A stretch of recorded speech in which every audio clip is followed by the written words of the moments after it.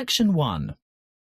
You will hear a telephone conversation between a client who wants to rent short-term accommodation and a rental agent.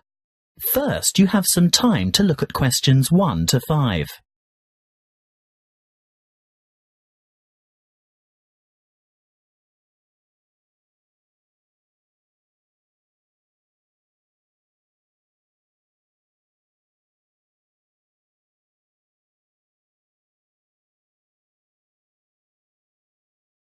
You will see that there is an example that has been done for you. On this occasion only, the conversation relating to this will be played first. Good morning. Ace Accommodation. How can I help you? Good morning. I'd like to organise some short-stay accommodation on the Gold Coast, please. Certainly. Who am I speaking to? Miss McKinley. Sylvia McKinley. Could you spell your family name for me, please? It's MACKINLAY.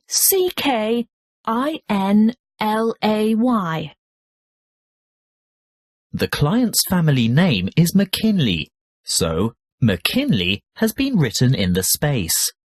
Now we shall begin. You should answer the questions as you listen, because you will not hear the recording a second time. Listen carefully and answer questions 1 to 5. Good morning. Ace Accommodation. How can I help you? Good morning. I'd like to organise some short-stay accommodation on the Gold Coast, please. Certainly. Who am I speaking to? Miss McKinley. Sylvia McKinley. Could you spell your family name for me, please? It's MACKINLAY. Thank you. And your first name is Sylvia? Yes. Is that with an I or a Y? A Y, the old-fashioned way. That's SYLVIA. Thank you, Miss McKinley. Now, just for our records, can you tell me what country you live in? Of course. It's England, actually. I thought so. Now, when are you coming?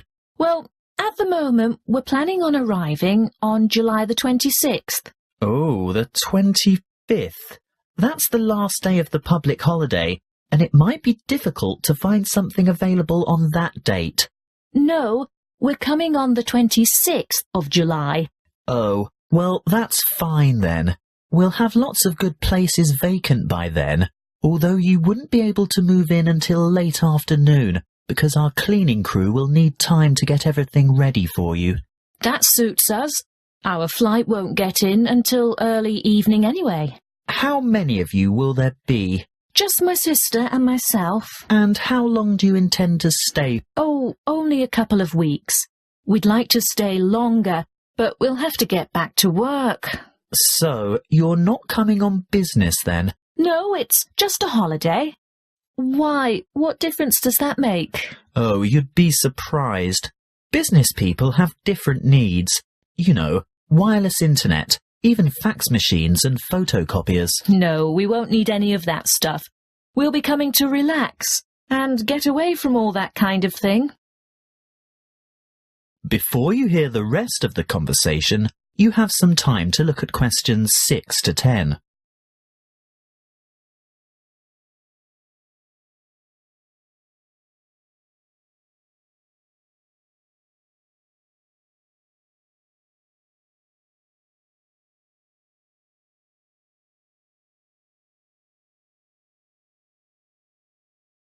Now listen and answer questions 6 to 10. Good. Now, what exactly are you looking for? A house, a duplex, or an apartment? What's a duplex? Oh, that's what you might call a townhouse or a unit. You know, 2 houses semi-detached on the same property. Oh, I see. I think an apartment will suit us just fine. And how many bedrooms? 2. 1 or 2, it depends on the size. My sister and I don't mind sharing if it's a decent-sized bedroom with 2 beds. Well, that makes it easier. And car parking? Will you require a lock-up garage? They're a little harder to find with an apartment. We'll have a hire car And as far as I know, there are no regulations concerning car parking. I think as long as it's not parked on the street and it's secure, there shouldn't be any problems. OK. Now, I'm assuming you want something by the beach. Yes, that's the idea. We want to enjoy the surf, sand and sunshine. OK, but before we settle on an area and discuss your price range, I'll need to know about other necessities. What do you mean? Well, for example, do you want to be close to a shopping mall or the casino or the fun parks? Or do you want to be in a complex with or near a swimming pool? No, none of that really matters to us. But we'd like to have reasonable access to the motorway so that we can drive up to Brisbane to visit friends there. Well, there are quite a few lovely small towns to choose from.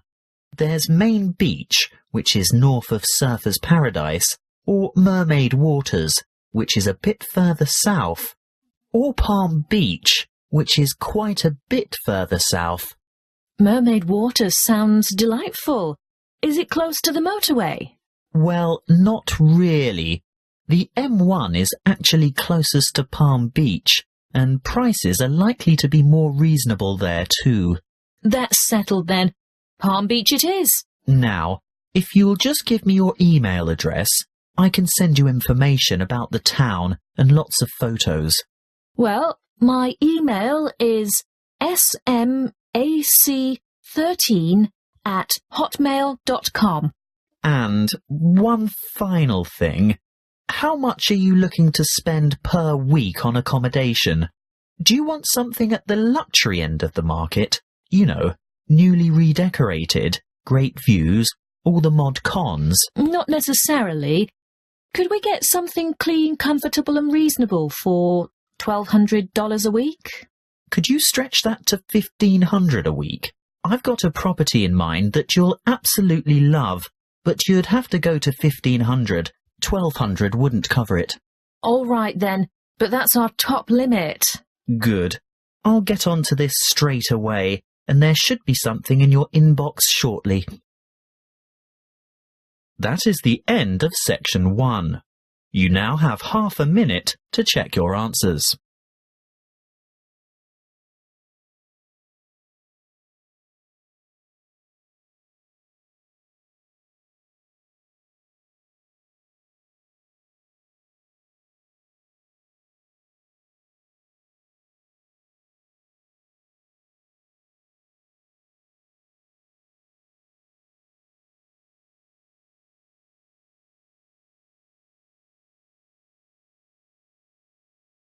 Now turn to Section 2.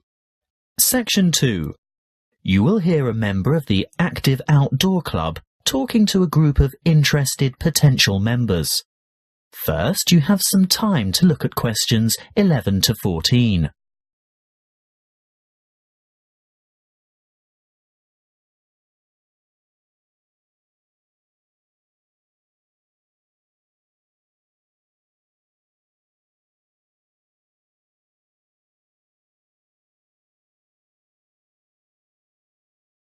Listen carefully and answer questions 11 to 14.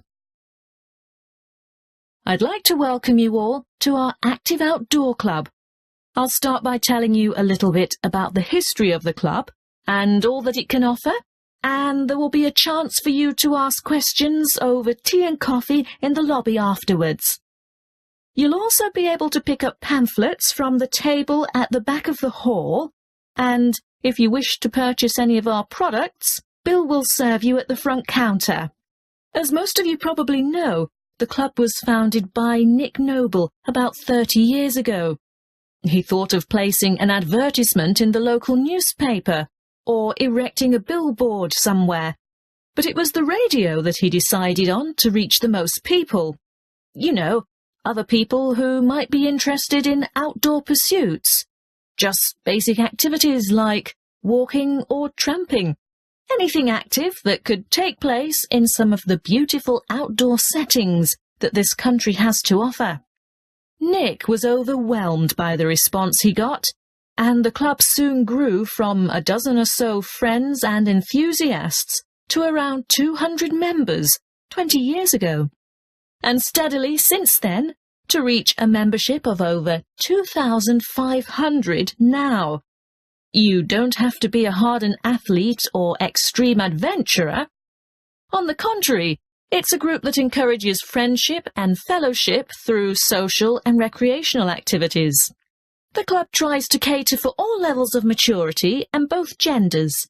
In fact, anyone who has the physical ability and a moderate level of health and fitness to participate in open-air activity on a regular basis. I think our youngest member is a 5-year-old boy and our oldest member is a 75-year-old man.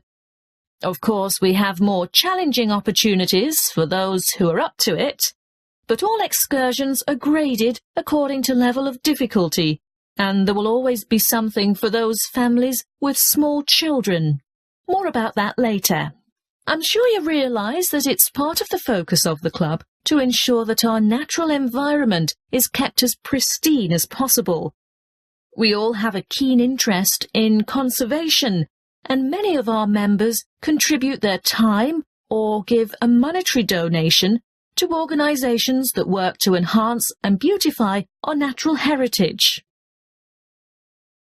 Before you hear the rest of the talk, you have some time to look at questions 15 to 20.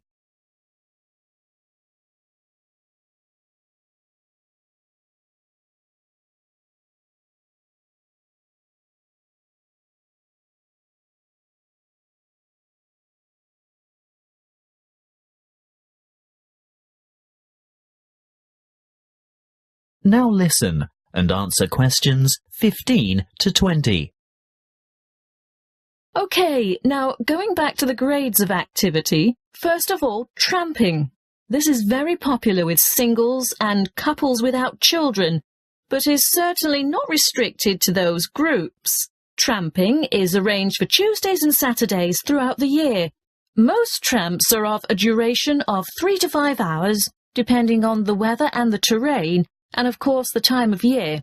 You would need to check the newsletter or the website to find out place and time, and if you wish to participate, phone the coordinator who can give you more information.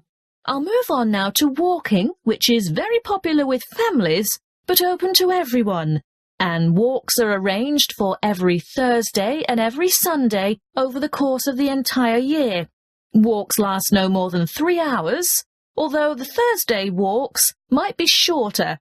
And again, you would have to check the newsletter for details of the time and area to meet and get in touch with the walking organiser to confirm your participation. Now, the Wanderers are what you might call a subgroup of the Active Outdoor Club. This group was set up to cater for the less active, more elderly, or families with very young children who still want to enjoy the great outdoors, but without quite so much exertion. Bear in mind that the length of these activities is variable, but we're always home before dark. Any member of the club is welcome to join in their activities on a Sunday, which include visiting some of our more beautiful parks and botanical gardens, beach walks, picnics, and even boat trips to visit some of the small islands off the coast. Often guided tours can be arranged if there is enough interest. If you'd like to see what the Wanderers are up to, check the website and then phone the leader for more information. I'll bet you're all ready for that cup of tea now. But before I finish, I really must mention something that can be a lot of fun. A great opportunity to form new or strengthen existing friendships, and a chance to explore a part of the country that you may never have seen before. These are our mystery weekends. The committee puts a lot of time and effort into the organisation of these weekends away, not only for health and safety reasons, but also to ensure that everything runs smoothly and everyone has a good time. There will be a charge to cover travel and accommodation costs, but apart from that, it's an affordable and exciting weekend away from the city. For more information, call the chairman of the committee. You'll find his phone number in the newsletter. So, that's all I have to say at this point. Please enjoy the refreshments, chat with the others, and feel free to ask questions. All the committee members are wearing large red name badges, so they're easy to find. That is the end of section 2. You now have half a minute to check your answers.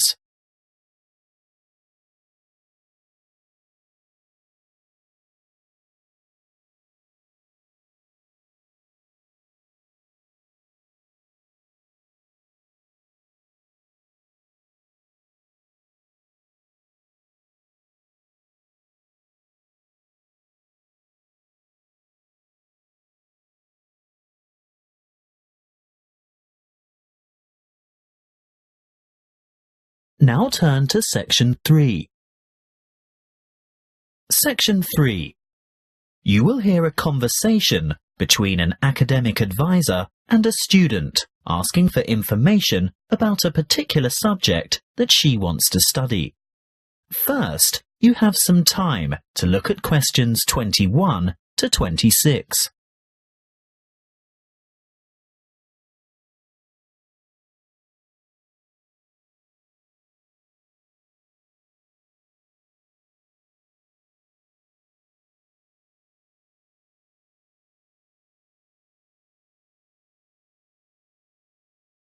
Listen carefully and answer questions 21 to 26. Come in and take a seat. Thank you. Now, you've made an appointment to see me with regard to one of the papers you want to enrol in next semester. Yes, that's right. It's the Globalization and Educational Change paper, GEC 692. Ah, well, I know the one you mean, but all the code numbers are going to change next semester, so although the course name will stay the same, the code will be ED995. Not that you have to worry about that. But the content will be the same, right? Oh, yes, to a large extent. The objectives are still to provide you with the skills and knowledge for analysing the challenges that globalisation poses for education. Yes, that's what I'm really interested in. The future of education. Not where we are now, but where we're heading. Well, you'll most likely enjoy the course because it'll give you the opportunity not just to explore, but also to document the advancement of new educational developments. And there'll be quite a lot of analysis involved. Yes, obviously. But once you've examined how education has been affected by cultural values and socio-economic structures, you'll go on to debate the pros and cons of the restructuring of public education in view of rapid globalization. I see, but when you say public education, do you mean worldwide? No. That would be far too large an undertaking for just one paper. You'd probably choose to work with the education system within your own state or country. Sounds interesting, but isn't it a bit restrictive? Not at all. From there, you'd move on to explore the impact of internationalization on curriculum diversity in both developing and developed countries. Have you had a chance to look at the assessment criteria yet? Actually, I have. And it makes me a bit nervous just thinking about it. Why's that? Well, I see that the first assignment starts with an illustrated PowerPoint presentation to the rest of the class. I've never done one before. No need to worry. You can get help with that. Anyway, this presentation isn't graded. It's what we call a formative assessment. The feedback you get will help you to finalise the written review. That's a review of those academic articles in the first part of the reading list, right? Yes, but you only have to choose 5 of them. That first assignment is worth 30%. And the second assignment? There are 2 parts to that also, and both are graded. 20 marks will go towards your participation in a seminar, and then there's a 5,000-word essay, which will be graded out of 50. Thanks. Before you hear the rest of the conversation, you have some time to look at questions 27 to 30.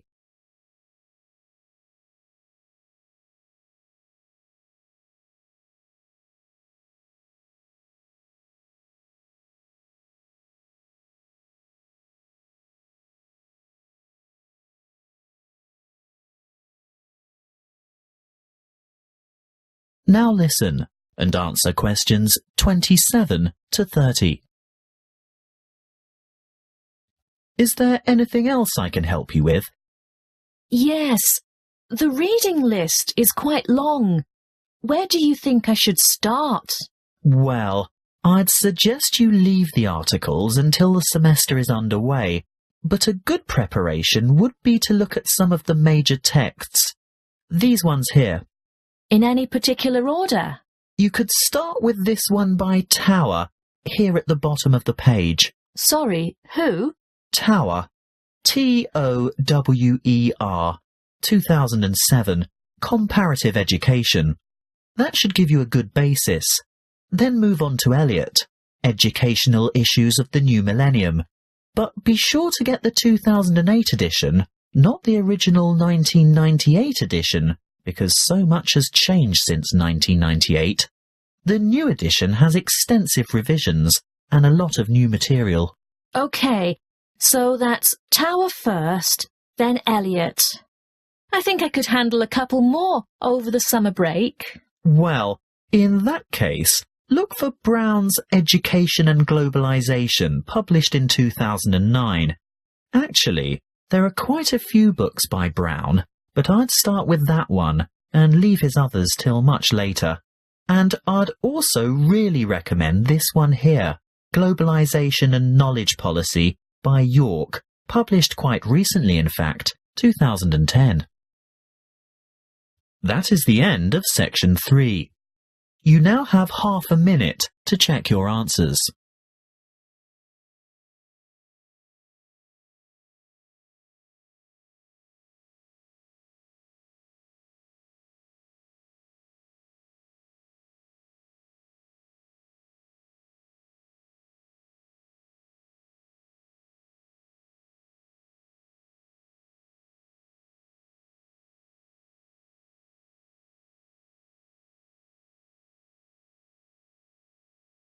Now turn to Section 4. Section 4. You will hear a lecture on immunity and immunization. First, you have some time to look at questions 31 to 40.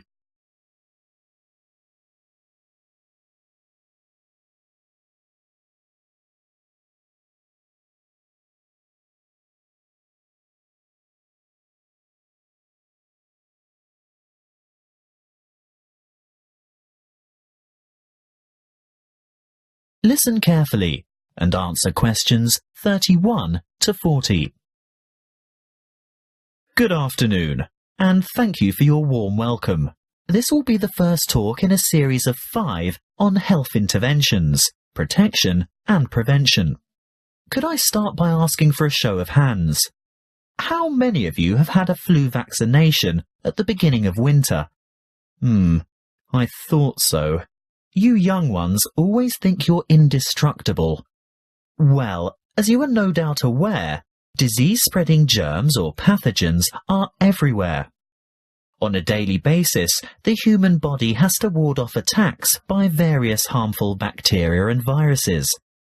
A healthy body has a good defense system against many of these germs, but the defense only operates well against microorganisms that it has already encountered, in which case it is said to be immune. There are 2 ways in which humans acquire natural immunity.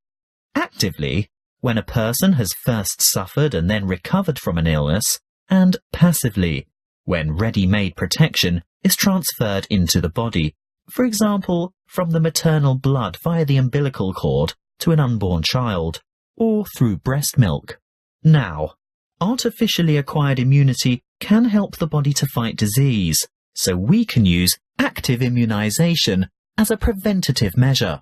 This is when a person is vaccinated against an illness by injection or oral ingestion of a tiny amount of weakened or inactive germs, not enough to actually cause him or her to contract the illness, but sufficient for the body's defense system to recognize and respond to the threat by forming antibodies.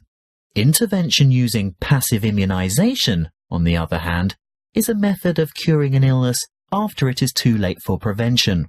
It is less effective than active immunization and takes longer to work. It is used when the body has already been invaded by bacteria and the person is ill. In this case, there is no time for the body to make antibodies of its own, so proteins, usually taken from the blood of animals, are injected to equip the patient with the essential antibodies to combat the particular illness.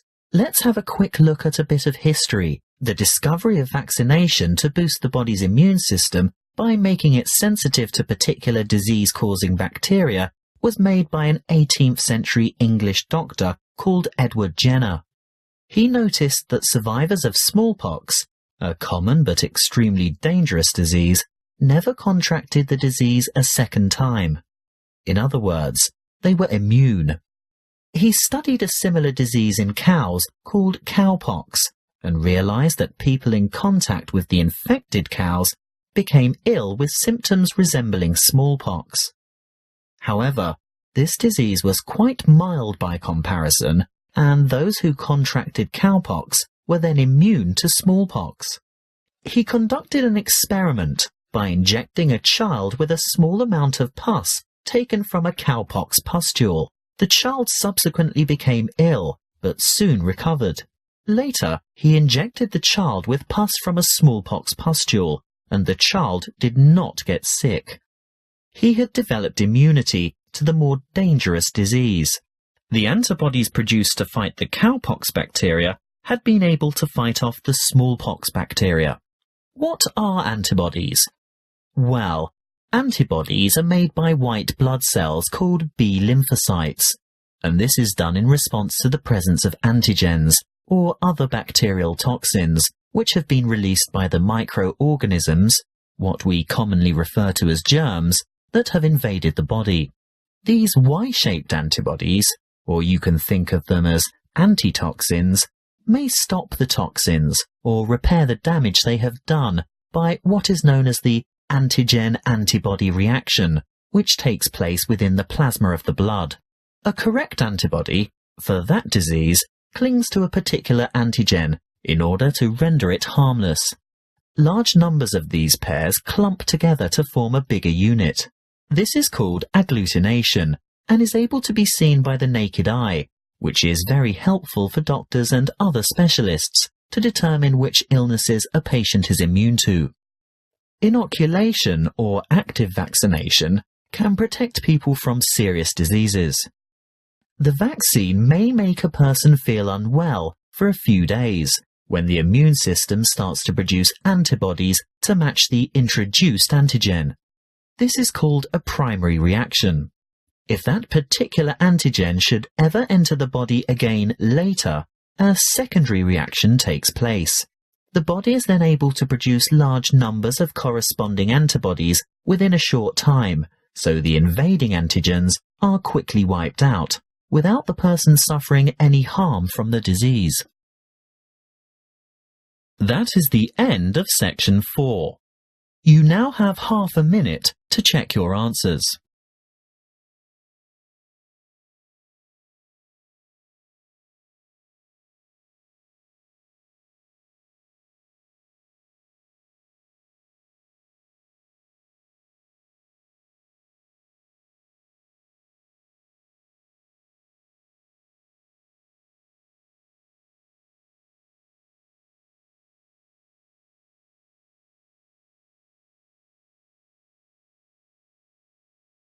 That is the end of the listening test. You now have 10 minutes to transfer your answers to the listening answer sheet.